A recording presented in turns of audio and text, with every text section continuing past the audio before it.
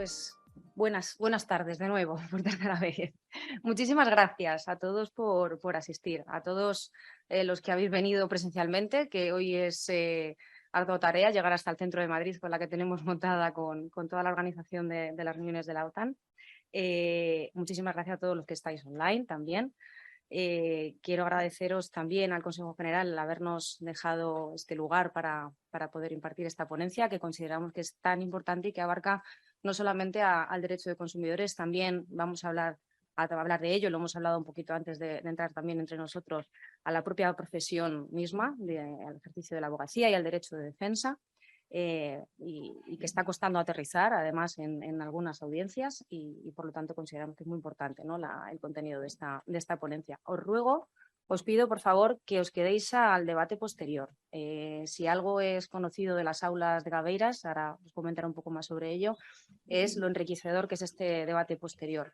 Tenemos personas de todos los ámbitos, tenemos a magistrados, tenemos detrás de la administración conectados, tenemos también a personal del Consejo General, abogados de consumidores, abogados que no son de consumidores. Creo que entre todos el debate que podemos tener después, las preguntas, las dudas, las inquietudes que nos surgen a raíz de esta sentencia y a partir de la aplicación de esta sentencia nos pueden dar y ayudar a tener una guía de una mejor defensa de la indemnidad de los consumidores, que es al final lo que nos ha traído o lo que nos ha llevado a esta sentencia. Y por lo tanto, pues os pido que os quedéis, os sugiero que os quedéis porque desde luego, además de la ponencia que es en misma, pues ya veréis cómo Patricia os va a dejar a todos boquiabiertos, ¿no? De cómo lo cuenta, va a ser muy buena. No puedo, antes de darle paso, dejar de hablar un poquito del despacho, de Gabeiras Asociados. No puedo dejar de hacerlo porque una de las razones por las que hemos llegado a esta sentencia es precisamente la identidad, el sello de Gabeiras Asociados. No solamente somos una firma que estamos comprometidos absolutamente con una prestación de servicios especializados, sino también socialmente responsables. Creo que todos los que nos conocen y los que no nos conocéis, quiero que lo sepáis, sabéis que nos mueve el desempeño social y el desempeño ambiental.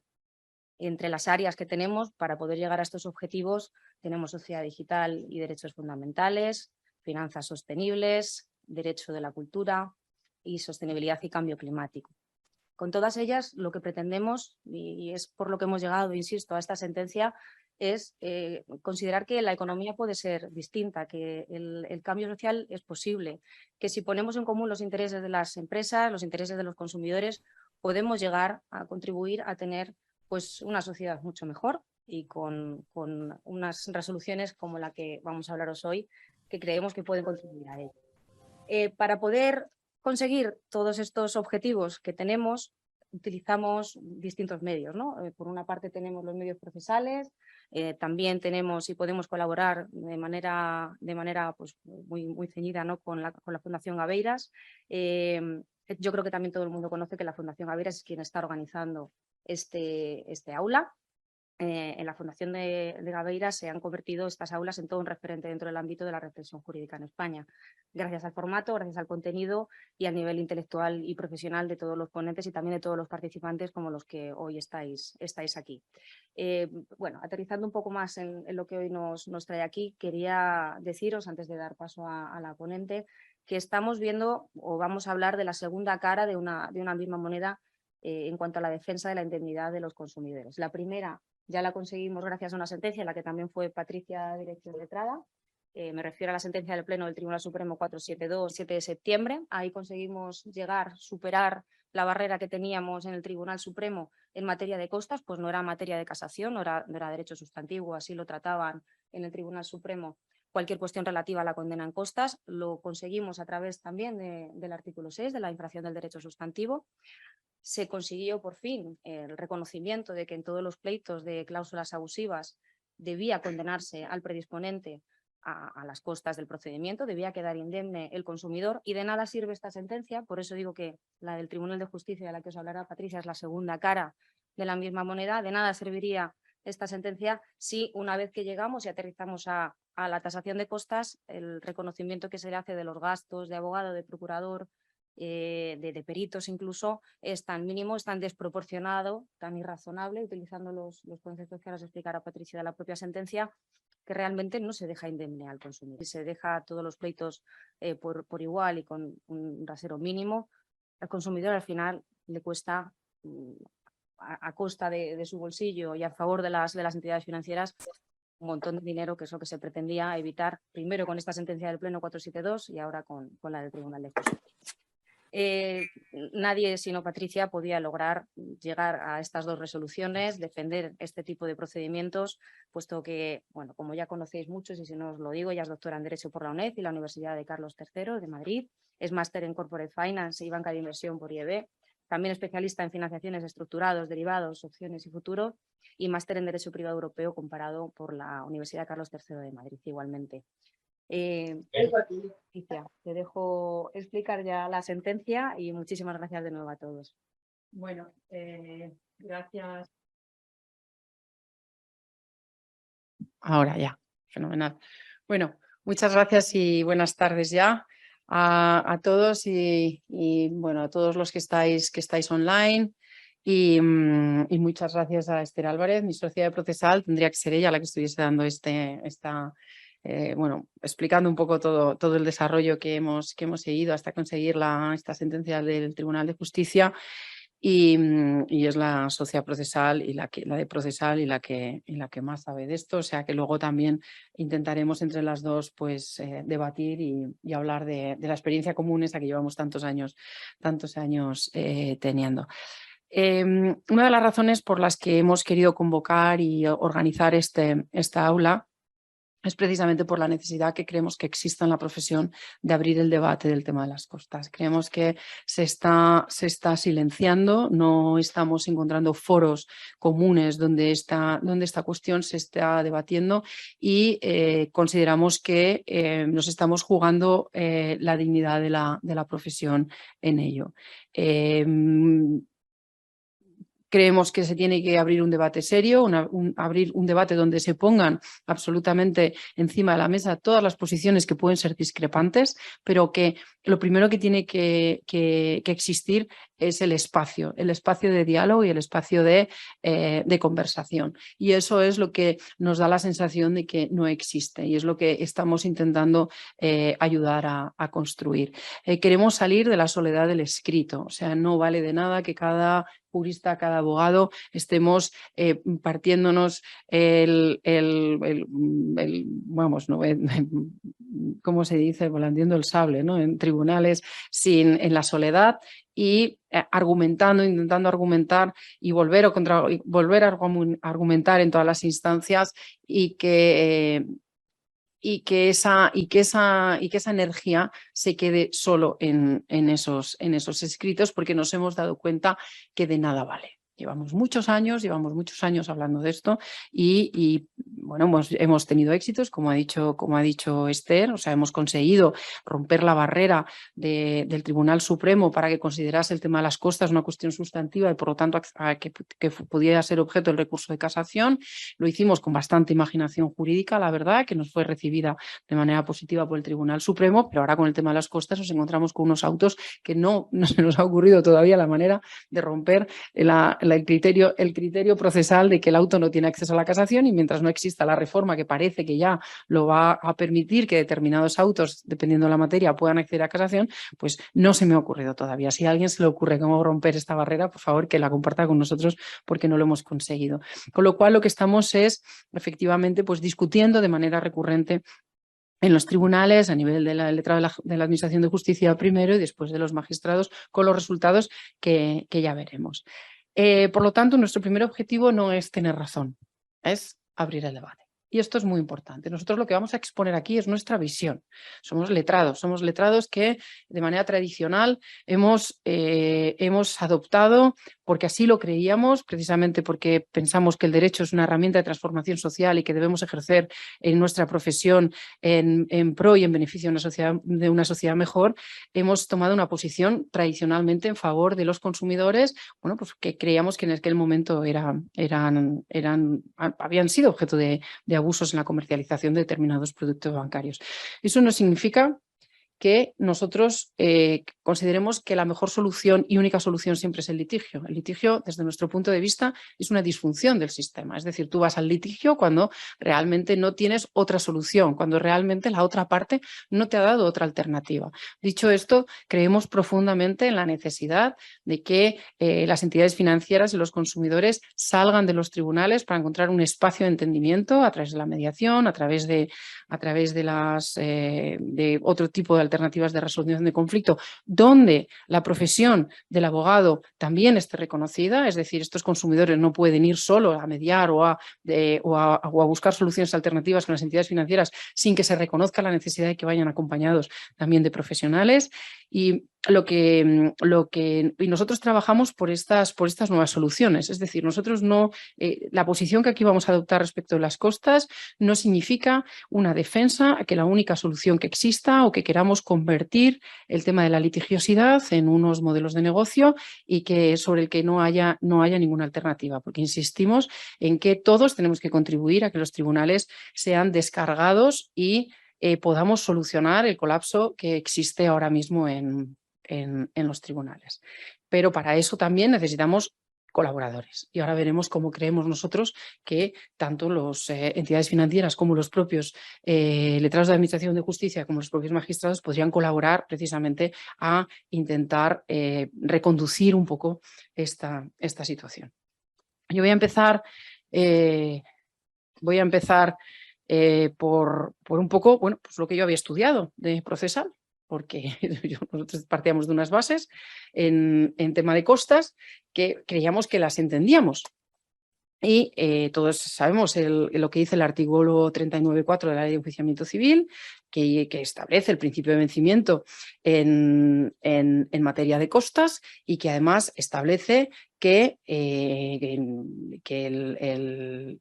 litigante que se ha vencido, que estará obligado a pagar, en términos generales, dice una cantidad total que no exceda de la tercera parte de la cuantía del proceso. Estos eran los límites con los que nosotros nos manejábamos. Y que además decía que para las pretensiones inestimables se valorarían en 18.000 euros esa cuantía, salvo que por razón de la complejidad del asunto, no salvo que, a esto nos referiremos, por razón de la simplicidad del asunto, sino que por la complejidad del asunto, el tribunal pudiese disponer otra cosa.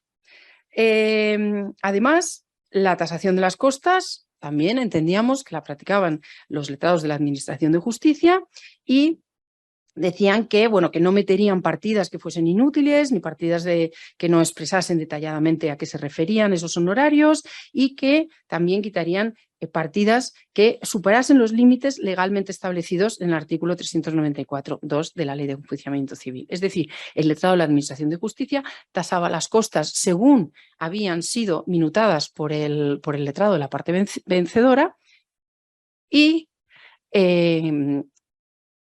únicamente podía hacer, o estaba establecido en la Ley de Enjuiciamiento Civil, que matizase pues, cuando había partidas que no se correspondían que no eran debidas. Además, el artículo 246 dice que esa minuta tasada podía ser reducida siempre que hubiese una previa impugnación por la parte contraria y que hubiese un informe del colegio de abogados. Con estas bases, nosotros siempre habíamos entendido, y así lo dice el Tribunal Supremo, y nos lo había dicho de manera reiterada el Tribunal Supremo, que un pleito de cuantía inestimable era aquel que no tenía un interés económico subyacente y que los honorarios siempre, los colegios de abogados, habían basado sus dictámenes a efectos de tasación de costas en el interés económico del pleito. Y que únicamente para aquellos procedimientos que eran de cuantía inestimable, es decir, que el interés económico no existiese en el procedimiento, nos estamos refiriendo a pues, un pleito que se refiriese al INDES o a una afiliación, etcétera, que entonces en esos casos el procedimiento era de cuantía inestimable y que por lo tanto ahí, a esos casos concretos, estaba limitada la fijación de la cuantía del procedimiento en 18.000 euros. Y de hecho el Tribunal Supremo decía, los pleitos de cuantía indeterminada son pleitos de cuantía.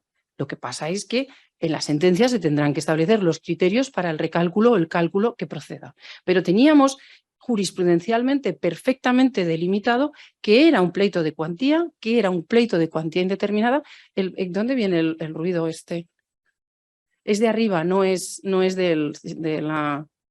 Vale, fenomenal. Pues entonces no podemos hacer nada. No sé si se está distorsionando el sonido online o se oye bien. Vale. Bueno, lo que quiero decir es que uno de los problemas o de los dos problemas que ahora veremos que nos estamos encontrando es, ya lo veremos como lo que está ocurriendo en la sección 28 en Madrid, en la sección 15 en Barcelona, es que por una parte el letrado de la Administración de Justicia reduce directamente la tasación o sea, reduce en tasación la minuta sin que, con carácter previo a que sea impugnada por la otra parte. Nos estamos encontrando también en algunos juzgados que entonces el dictamen del Colegio de Abogados no se refiere ya ni siquiera a la minuta que hemos planteado nosotros, sino que se refiere a la cantidad reducida, con lo cual también entendemos que no tiene mucho sentido que un colegio de abogados se pueda pronunciar sobre una cantidad que no ha sido calculada respecto de los criterios, porque el colegio de abogados solo se podría pronunciar respecto de la minuta del letrado, cuya profesión es la que tiene encomendada el colegio. Y luego otro problema que nos estamos encontrando es que los pleitos de cuantía indeterminada se están considerando de cuantía inestimable y además no se está haciendo ningún tipo de distinción respecto de ellos. Bueno, quedando planteada la cuestión, como nosotros comenzamos a trabajar con nuestros clientes, pues era con estos parámetros legales y con estos parámetros jurisprudenciales. ¿Por qué es esto importante? Bueno, pues porque cuando nosotros llegábamos a un pacto de honorarios con nuestros clientes, cuando llegábamos a un pacto de honorarios con nuestros consumidores, sí que les decíamos que con independencia de nuestra minuta,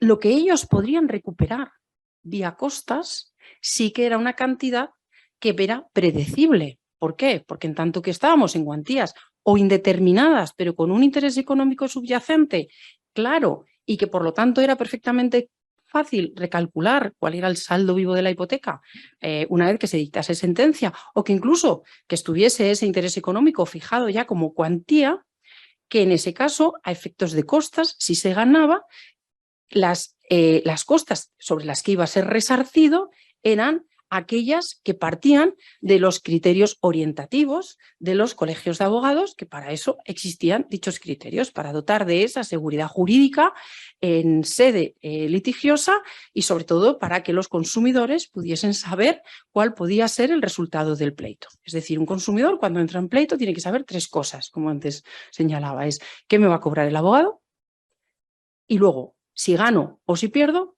¿qué voy a tener que pagar al abogado, a la parte contraria? No al abogado contrario, aunque ahí puede haber discrepancias si los honorarios son del abogado o son del cliente, también ha habido una doctrina, pero ¿qué tengo que pagar a la parte contraria? Y en caso de ganar, ¿qué me va a tener que pagar la parte contraria a mí?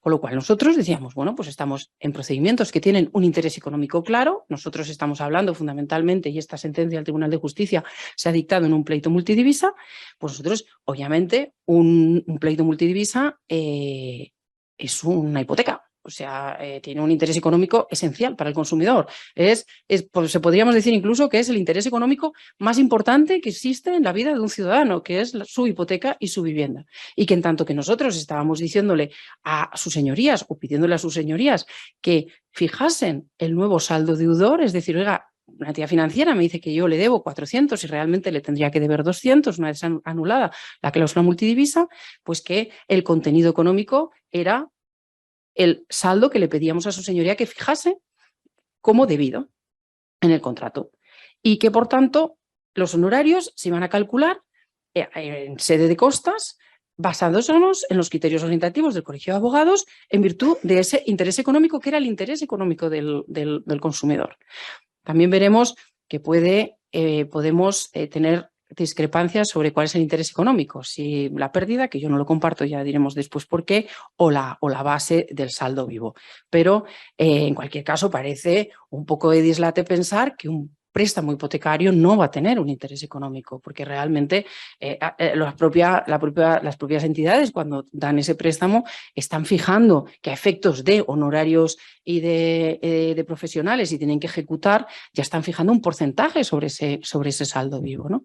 Y así hablábamos con nuestros consumidores y con nuestros clientes. ¿Cuál es la sorpresa? Que cuando al cabo de 6, 7 años que hemos tenido procedimientos que duran esos tiempos, nos encontramos, o 8 años incluso nos han durado, nos hemos encontrado con sentencias, aquellas reglas del juego de las que partíamos y que nosotros habíamos transmitido con total claridad a nuestros clientes, nos han cambiado. Y vemos que ellos no recuperan esos honorarios que estaba previsto que pudiesen recuperar aplicando las normas que existían en ese momento, ¿no? ¿Por qué surge este problema de las costas? Pues a ver, surge efectivamente porque por razón de la problemática generada por las cláusulas suelo.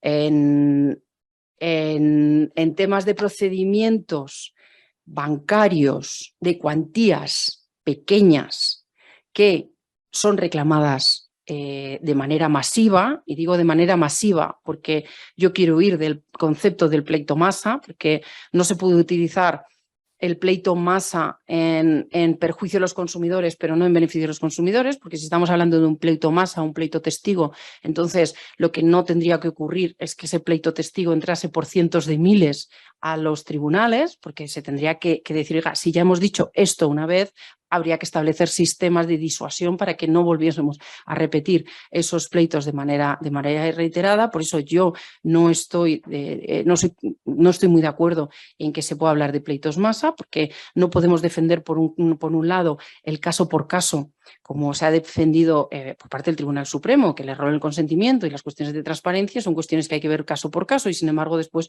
estamos hablando de pleitos masa.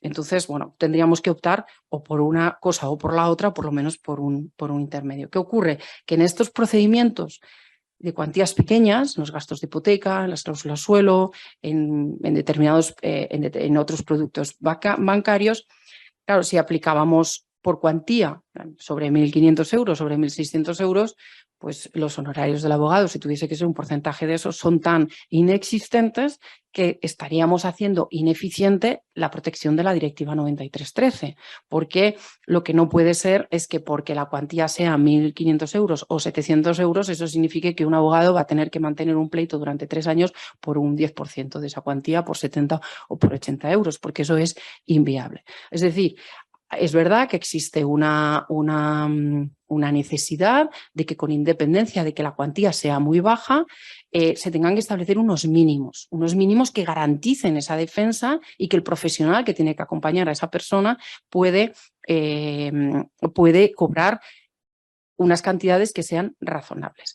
¿Cómo se consigue esto? ¿Cómo consiguen algunos esto? Que a mí, insisto, nosotros no hemos seguido esa tendencia, pero bueno, me parece que es una forma de solucionarlo, pues indeterminando la cuantía, diciendo es indeterminada y equiparando el concepto de indeterminada a inestimable. Es decir, somos sido los propios profesionales los que en algunas ocasiones, aunque yo digo el somos, pero nosotros no lo hemos hecho, los que hemos confundido el concepto de indeterminada e inestimable, queriendo que se nos aplicase esa cuantía mínima a efectos de costas de 18.000 euros. Con lo cual, esta tendencia ha sido la que ha provocado esta especie de confusión en tribunales de no distinguir entre los procedimientos de cuantía indeterminada y los procedimientos de cuantía inestimable. Además, lo que ocurrió con los pleitos de las cláusulas suelo es que la solución buscada por el legislador a través del Real Decreto, donde se buscaba esa solución mediada, desde mi punto de vista tuvo un defecto enorme, que es no contemplar la necesidad de que todas esas personas que estaban siendo defendidas en tribunales o que podían ser defendidas en tribunales, que estaban acompañadas por profesionales y por letrados, pues que no se contemplase que ese era un gasto necesario para la mediación. El acompañamiento de los profesionales en la mediación es una cuestión esencial y que esos honorarios se tenían que reconocer como costes de esa mediación, como el coste necesario para que esa persona se defendiese o defendiese sus intereses, no ya ante los tribunales, sino ante un procedimiento de mediación. Yo creo que el gran error de esto fue precisamente ignorar esta necesidad de asistencia. ¿Qué pasó? Que cuando el Real Decreto además provocó que no hubiese soluciones 100% satisfactorias, pues muchos de esos asesorías jurídicas les dijeron a esos consumidores: iros a tribunales, que se va a ganar y además mis honorarios los vais a recuperar. Entonces, bueno, pues yo creo que eso fue uno de los grandes defectos, no reconocernos como una profesión que necesita de manera preventiva acompañar a los consumidores en estos procesos. Y por eso se entró en tribunales intentando que hubiese una retribución digna para los profesionales a través de esta indebida confusión, insisto, entre cuantía indeterminada y cuantía inestimable, que estaba perfectamente definida por parte del Tribunal Supremo. Esta confusión relativa a la inexistencia de cuantía se llevó incluso a la ejecución de las sentencias. Y hubo veces, y ha habido muchas veces, que se nos ha dicho que las sentencias eran lo que se pedía en la sentencia era una obligación de hacer, que el recálculo del el saldo realmente debido era una obligación de hacer por parte de la entidad financiera. Nosotros también hemos discutido con intensidad en los tribunales a que las sentencias, cuando se dice que se obliga a la entidad financiera a recalcular y además a abonar las diferencias que haya, ese recálculo no es una obligación de hacer, sino que es una ejecución y que tiene un interés económico del pleito. Y así, después de mucho discutir, porque otro de los problemas que ha habido ha sido la creación de los juzgados especiales para unificar criterios, y lo que ha permitido, con todo mi respeto, a veces es unificar criterios con acierto y a veces unificar criterio con poco acierto. Y cuando unificas criterio con poco acierto, cuesta muchísimo, cuando estamos hablando de un solo juzgado, aunque estemos hablando de diferentes magistrados, cuesta muchísimo cambiar la opinión. ¿Qué pasa? Que cuando antes estábamos en los 100 y pico juzgados de Madrid, pues quieras que no, había magistrados más permeables, que a lo mejor tenían más tiempo para mirarse las cosas o que tenían un criterio distinto, ibas modulando, ibas rompiendo las barreras a través de la creación de opinión de muchos magistrados que para eso están. Pero sin embargo, bueno, en el 101 a veces es complicado cambiar esos criterios o es complicado cambiar el paso, lógicamente porque tienen decenas de miles de asuntos encima de su mesa, un número muy limitado, con muy pocos recursos de magistrados. Pero, como insisto, que en el 101, su señoría doña Teresa Abad, pues también ha roto ese criterio y ha dicho que no, que realmente un pleito multidivisa y la ejecución de una sentencia multidivisa tiene un trasfondo económico, que tiene un interés económico y señala expresamente que el recálculo implica una deuda pendiente diferente entre considerar el préstamo multidivisa en divisa extranjera y el considerado en euros desde el origen, que además implica no solo ese recálculo, sino que implica recalcular también unas cuotas futuras distintas y unas diferencias entre las cuotas pagadas y las teóricas derivadas del nuevo cálculo. Y la implicación dineraria, afirma, es evidente, pues el cliente a partir de ahora va a pagar unas cantidades diferentes. Y dice, la expulsión del contrato de la llamada cláusula multidivisa no tendría sentido sin el contenido económico que hoy se interesa. Y señala algunas sentencias. Esto que parece como afirmar que el agua moja, que es que un procedimiento que se refiere a un préstamo hipotecario tiene un interés económico evidente, implícito, y no se le puede aplicar el criterio de la cuantía inestimable, es algo que nos ha costado escritos y escritos y escritos y escritos hasta que hemos conseguido este auto de la señora Abad.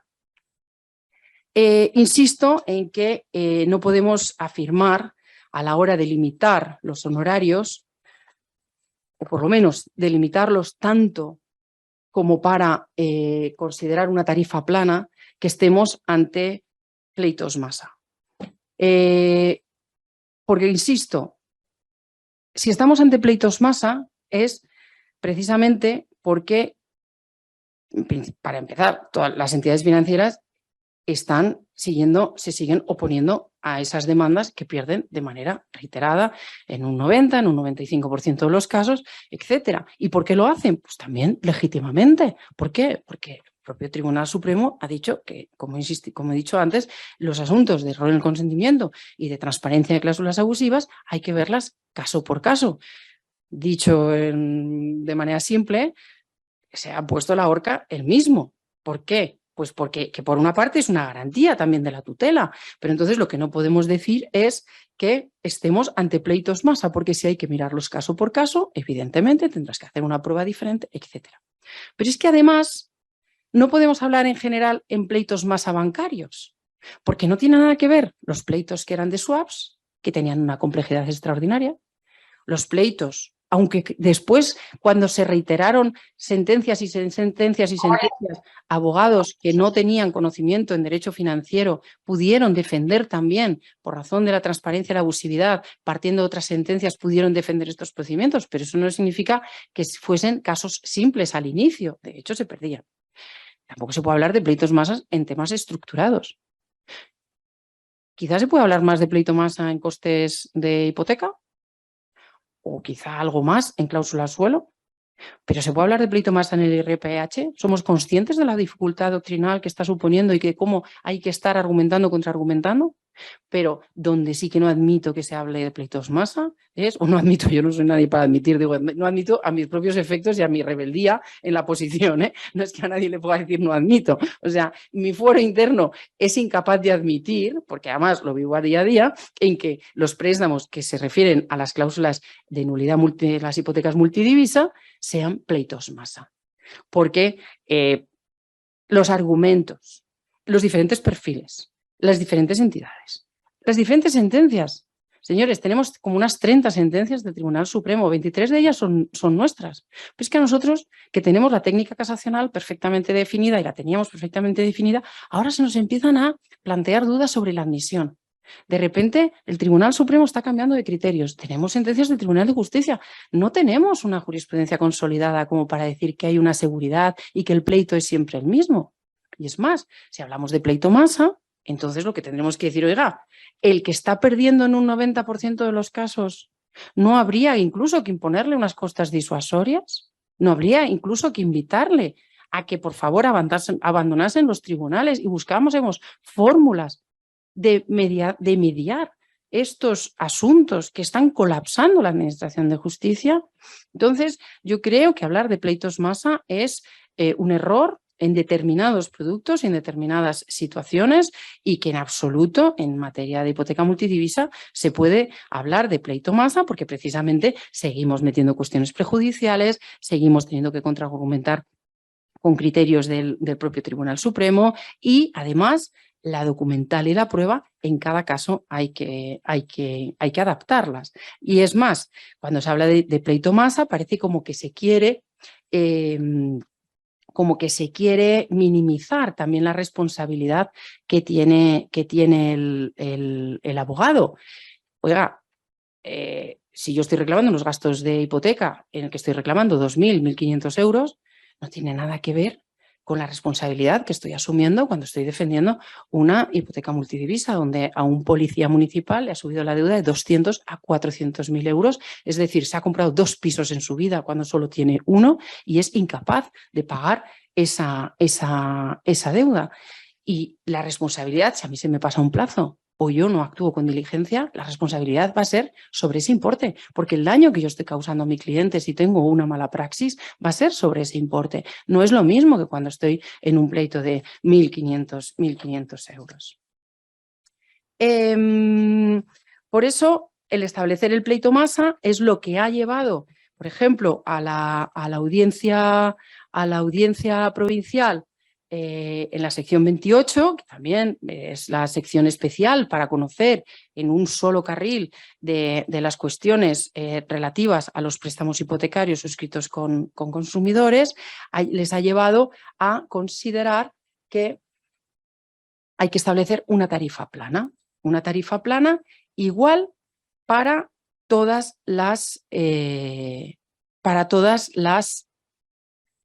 los asuntos. Y han fíjense que la sección 28 de Madrid, el letrado de la Administración de Justicia, al principio tasaba, de conformidad con la minuta del letrado, las costas, esperaba a que se impugnase y una vez se realizaba la impugnación, se tomaba una decisión sobre si se reducían o no. Con lo cual actuaba perfectamente. Al ver que la sala iba reduciendo, el letrado de la Administración de Justicia directamente ahora reduce de saque. Es decir, está enviando una tasación ya reducida a los colegios de abogados y el colegio de abogados se tiene que pronunciar sobre un importe que ni siquiera ha sido calculado en conformidad con los criterios orientativos. Con lo cual tampoco sabemos muy bien sobre qué se puede pronunciar. Pero es que además esa tasación se hace porque se considera que hay un pleito masa que cuando el consumidor entró en el procedimiento no existía ese pleito masa en absoluto y lo que nosotros le dijimos fue en la tasación de costas recuperarás una cuantía calculada a partir de esos, en el trámite de costas, calculada a partir de esos criterios orientativos, con independencia de lo que nosotros pudiésemos haber cobrado o no haber cobrado o que fuese nuestra minuta. Insisto que son dos conceptos diferentes, ¿vale? Nosotros tenemos nuestros honorarios perfectamente calculados en las hojas de encargo y además esos honorarios, si ganamos y cuando ganamos, los tenemos que cobrar y los cobramos de nuestro cliente, los recupere o no, porque ese es nuestro pacto con él, pero obviamente nosotros tenemos que pelear para que de esos honorarios recupere una cantidad razonable, tal y como nos ha dicho ahora el Tribunal de Justicia. Bueno, pues en la sección 28 pasamos de, primero, tasarnos bien y esperar a la impugnación, a tasar directamente reducido sobre la cuantía de 18.000, reduciendo los honorarios al tercio, a 6.000, y después pasamos a que ya no les valían los 6.000, sino que de repente dijeron que no, que había que moderar por el pleito masa y que entonces eran 1.700 euros por cualesquiera procedimientos que se estaban llevando en la sección 28 en materia de préstamos hipotecarios. Daba igual que fuese una reclamación de gastos que fuese una hipoteca multidivisa donde estábamos hablando de una cuantía de 400.000 euros. Y lo siento, pero esto es lo que a nosotros nos revuelve y no podemos admitir semejante vaivén de criterios. Cuando además nos estamos encontrando con otros juzgados y otras audiencias que sí que están tasando por la cuantía. Y ya veremos qué problemas puede haber respecto de esa cuantía, cuál es la cuantía en un pleito multidivisa. Pero lo que nosotros estamos defendiendo es que este cambio de las reglas del juego y estos criterios adoptados a posteriori en sede de tribunales, 7 años después de que el consumidor haya empezado el procedimiento y que se le hubiesen dicho por nuestra parte cosas y haberle argumentado de manera totalmente razonable, cuando de repente nos encontramos que solo recuperan 1.700 euros, se nos queda la cara sonrojada. Porque además nosotros nos están diciendo que nuestros honorarios son excesivos, o sea, nos están casi diciendo que son abusivos. Ya sé que no es lo mismo el abusivo que el excesivo, pero dile a un consumidor que tú le has dicho que tus honorarios eran razonables, que tus honorarios estaban dentro del mercado, que tus honorarios eran, unos honorarios que podían ser perfectamente aceptables dentro de una profesión con los criterios que se aplicaban, que llegue 7 años después y te diga un tribunal que son excesivos. Esa palabra es muy dura y es muy fuerte, sobre todo cuando es el tribunal el que está cambiando los criterios. Y eso es lo que nos llevó a nosotros a plantear la cuestión prejudicial, porque nosotros lo que le planteamos... ¿Y dónde la planteamos? Bueno, la planteamos en todos los juzgados que pudimos. O sea, somos, eso sí, pico pala, porque a veces en el despacho se me decía, pero ya nos la han rechazado, pero vamos a seguir. Y yo siempre llevo un principio, cuando tengas razón, defiéndelo hasta el final. Porque si no parece que no tienes razón. Y si es lógico lo que estás diciendo y la ley y el derecho defienden la lógica y la razonabilidad, defiéndolo siempre.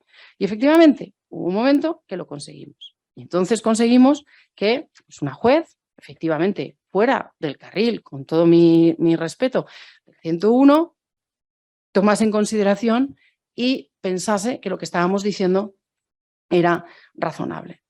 ¿Qué le preguntábamos a su señoría? Pues efectivamente le decíamos, oiga, una norma procesal de un Estado miembro que petifica la cuantía del procedimiento y que puede llegar a impedir que el consumidor se vea resarcido. Perdón, no le decíamos que petrifica, le decíamos que un criterio interpretativo, porque nosotros defendíamos que lo que se estaba haciendo era interpretar indebidamente que los procedimientos de cuantía indeterminada eran de cuantía inestimable.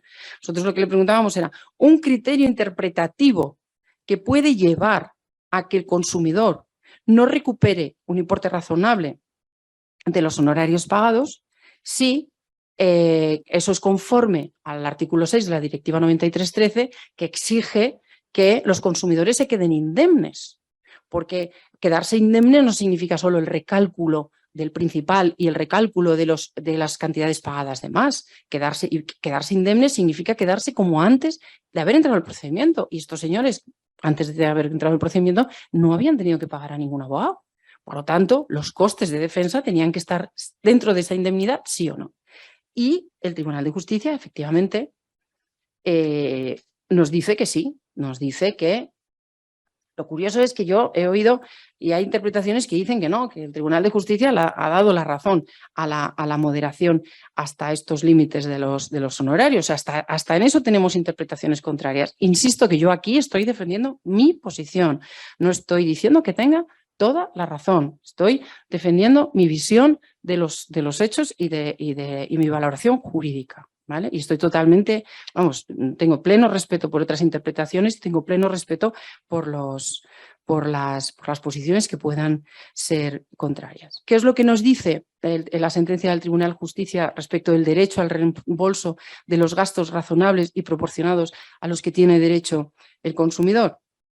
Pues lo que dice la sentencia del 7 de abril es que deben reembolsarse los gastos y costes en los que ha incurrido el consumidor para defenderse contra la abusividad, siempre que sean razonables y proporcionados, a la vista de factores tales como el objeto del litigio, la cuantía y la cantidad de trabajo. Es decir, en absoluto está diciendo que pueda ser una tarifa plana. Es más, lo que dice el Tribunal de Justicia con esto es que solo se podrán limitar esos costes cuando sean inusualmente elevados. Entonces, lo que habría que acreditar es, oiga, su minuta, en este caso, señora letrada, es inusualmente elevada. Pero, ¿dónde está el criterio de la proporcionalidad? ¿Dónde está el criterio de la razonabilidad? ¿Dónde está el criterio del inusualmente elevado? Únicamente en la cabeza de sus señorías, en la opinión de sus señorías. Pues desde nuestro punto de vista, no puede ser. ¿Por qué? Porque eso sería subjetivo. Eso sería tanto como pensar que cada magistrado, dentro de su absoluta independencia, que la deben de tener obviamente en todos los extremos, pueda establecer y regular la profesión y más en sede de consumidores, es decir, con una inseguridad jurídica total, determinar lo que esos consumidores tienen derecho a percibir o no. Y el Tribunal de Justicia dice, es verdad, o sea, no se puede pensar que los honorarios no puedan ser excesivamente elevados, porque es verdad, puede ser que haya un letrado que se haya vuelto loco y haya dicho, venga, pues voy a cobrar una cantidad extraordinaria. Pues esa será, con independencia de que nos pueda parecer bien o mal, pues esa será la libertad del abogado de decir, mira, este es un pleito muy difícil, yo lo llevo por tanto o no lo llevo. Bueno, y que ese pacto privado no tiene por qué condicionar a la otra parte, eso es evidente. Pero eso significa que no exista un criterio razonable que el consumidor tenga que pensar y saber a priori, antes de entrar en el procedimiento, que será la cantidad razonable que le pueda ser reembolsada. Pues no. Nosotros creemos que esa necesidad de conocimiento previo es un derecho del consumidor absoluto. ¿Y qué es lo que hace la sentencia del 7 de abril para hablar del criterio de razonabilidad? Pues se refiere a otra sentencia del 28 de julio de 2016 y que afirma que no serán razonables aquellos honorarios, fíjese lo que dice, muy inferiores a las tarifas medias que se aplican efectivamente a los servicios de los abogados en el Estado miembro de que se trate. Es decir, los criterios orientativos que a efectos de tasación de costas puedan considerar los colegios de abogados, si se desvía mucho en exceso o en defecto, eso es lo que no será razonable. Pero lo que no pueden hacer los tribunales es fijarlos, desde mi punto de vista, o separarse de manera no motivada de esos dictámenes que, aun no siendo vinculantes, sí que son dictámenes profesionales y que, por lo tanto, si te separas de ellos, tendrás que motivar.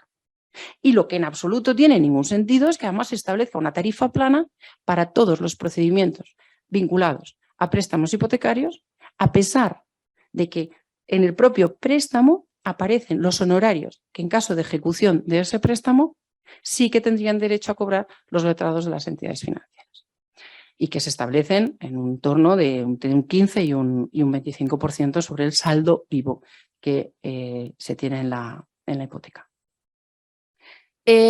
Por lo tanto, entendemos que lo que viene a fijar el Tribunal de Justicia es el criterio de la razonabilidad, y en este sentido viene a decir que hay que partir de la razonabilidad de esos criterios profesionales orientativos en sede de costas.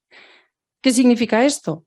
Que nosotros a nuestros clientes, cuando entremos en el pleito, le diremos: mira, yo te voy a cobrar tanto, mucho o poco, pero lo que tú vas a recuperar a efectos de costas será este importe. Y eso tiene que ser una proporción razonable respecto de lo que haya pagado el consumidor, porque si no, no tenemos seguridad jurídica, y el consumidor, lo que va a ocurrir es que ante la incertidumbre no va a ir a defenderse. Y esto es lo segundo que dice la sentencia del Tribunal de Justicia, que no satisfacer los derechos económicos de los consumidores vía costas lo que puede provocar es una disuasión de entrar en el procedimiento. Además, lo que dice la sentencia es que efectivamente se puede petrificar la cuantía del procedimiento por una razón de seguridad jurídica, pero que eso no significa que el consumidor, porque aquí estamos diciendo, vale, lo has petrificado en inestimable, vamos a aceptar pulpo, porque yo con esto es lo que acepto, pulpo. Bueno, pues aun siendo inestimable, si resulta que por esa interpretación que se está haciendo de la normativa de Estado miembro lleva a que el consumidor no reciba una cantidad razonable, entonces eso sería contrario a la Directiva 93/13, porque no estaría dejándose indemne al consumidor. Y después, respecto de la cuantía, dice que la cuantía del proceso dice que constituye la base para el cálculo de las costas recuperables por el consumidor cuyas pretensiones hayan estimado. Es decir, no puede separarse en un préstamo hipotecario, no puede separarse el criterio de las costas de la cuantía. Por lo tanto, no puede fijarse la misma cuantía para un pleito en el que se estén reclamando gastos de hipoteca de 1.500 euros que un pleito multidivisa donde estemos hablando de cientos de miles de euros que tiene que pagar indebidamente el consumidor.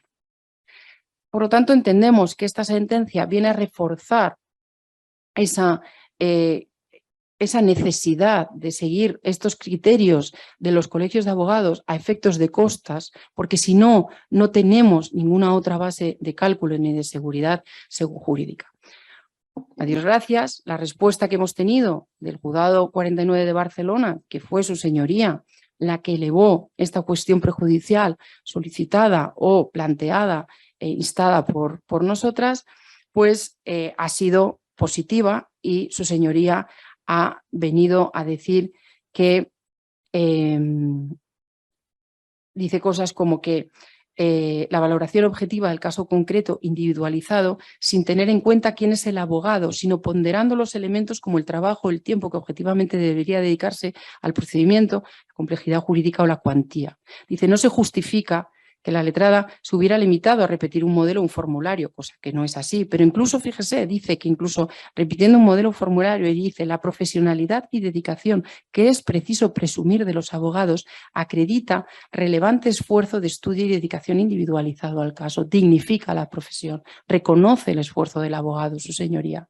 Con esto se quiere decir que no permitirla trasladar al litigante vencido el sobrecoste que supone los honorarios en caso de resultado favorable, cuando este sobrecoste no es inusualmente elevado, ni es desproporcionado o no razonable, haría más difícil que el consumidor encontrara tarifas asequibles y, en definitiva, implicaría un mayor coste para el consumidor que podría disuadirle de ejercitar sus derechos. Y, de hecho, nos invita a que presentemos la minuta, bueno, pues es con estos criterios de la cuantía, etcétera.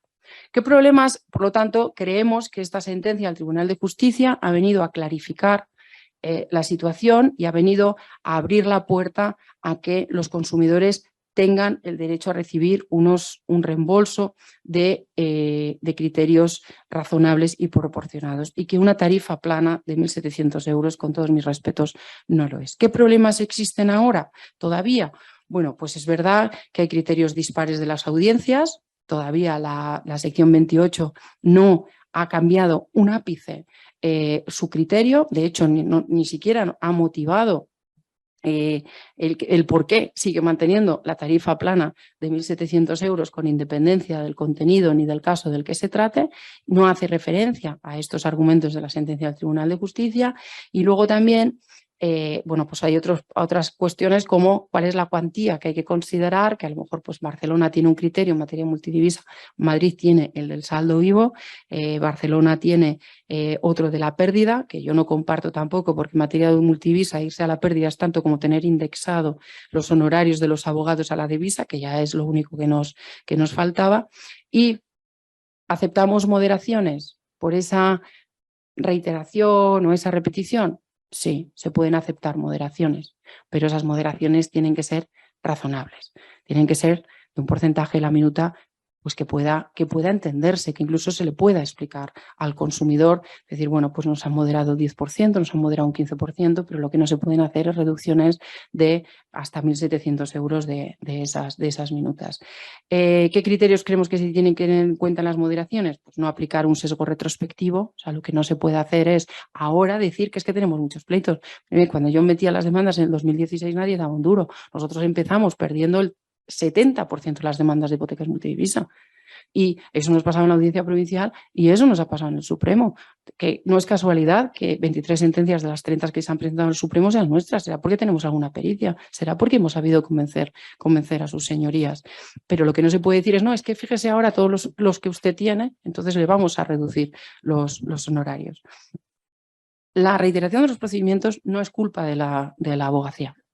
La reiteración de los procedimientos es culpa de otras muchas cosas. Es culpa de que el regulador no funcionó, es culpa de que el legislador no funcionó, es culpa de que defendiendo los legítimos intereses de las entidades financieras es mejor, quizá, continuar con los litigios para que los balances de las entidades financieras no se vean cargados con una responsabilidad en un año determinado. Si nosotros aplazamos el aprovisionamiento de esas pérdidas año a año a medida que vayan cayendo las sentencias, bueno, pues ese balance se va sufriendo menos. ¿Es legítimo? Pues es legítimo, lo acepto, nos lo aceptamos. Pero lo que no puede decirse es que entonces la litigiosidad, cuando están perdiendo un 95% de los casos, sean de esos letrados oportunistas que han hecho de la industria del litigio un negocio, con independencia de que eso podamos también discutirlo, pero esa es mi opinión. Tenemos un problema de saturación en la emisión de dictámenes en los colegios de abogados. O sea, están absolutamente cargados, están cargados con pleitos reiterados y reiterados y reiterados. Y eso los colegios de abogados deben de reflexionar también sobre ello. Y además, si al final a las entidades financieras se les reduce la responsabilidad en costas en unos porcentajes absolutamente, desde mi punto de vista, extraordinarios, en absoluto razonables, pues también se les está haciendo un efecto llamada para que mantengan los pleitos, porque le va a salir más barato. Por una parte, van a diferir en el tiempo el daño en el balance en cuanto al fondo de la sentencia. Y por otra parte, si ese procedimiento le va a costar un 10% de lo esperado, pues entonces, ¿qué razón tienen para no mantener el litigio? Porque el daño reputacional ya lo tienen, ya ha ocurrido y ya se ha neutralizado. El daño reputacional ya no existe. ¿Por qué? Pues porque al final unas y otras, pues más o menos cada una tenía un problema con algún tipo de producto. Y ojo, que esto no estoy culpabilizando a las entidades financieras. El mercado bancario en los años 2008-2007 fueron muy complicados. Ellos mismos podían no desconocer cuáles podían ser las consecuencias de este tipo de prácticas, pero es la realidad. O sea, se vendieron cosas que han sido declaradas nulas y que no hemos encontrado soluciones más que a través del litigio para poder solventarlas.